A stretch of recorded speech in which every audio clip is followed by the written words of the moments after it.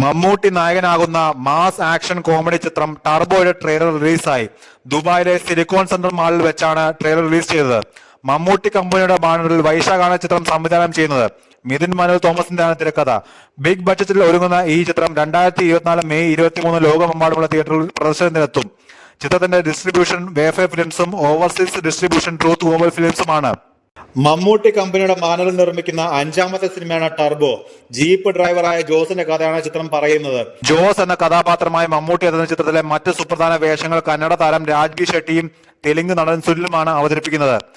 Action രംഗങ്ങൾക്ക് ഏറെ പ്രാധാന്യം നൽകിയാണ് ചിത്രം ഒരുങ്ങുന്നത്. വിയറ്റ്നാം ഫൈറ്റേഴ്സ് ആണ് ആക്ഷൻ രംഗങ്ങൾ കൈകാര്യം ചെയ്യുന്നത്.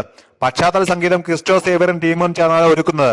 പോക്കിരി രാജ, മധുര രാജ എന്നീ ചിത്രങ്ങൾക്ക് ശേഷം വൈശാഖം മമ്മൂട്ടിയും ഒന്നിക്കുന്ന സിനിമയാണ് ടർബോ. രാത്രി 9 മണിക്ക് ട്രെയിലർ എത്തി. വെറും 90 മിനിറ്റ് കൊണ്ട് അത് കണ്ടത് 1 മില്യൺ ആളുകളാണ്. 12 മണി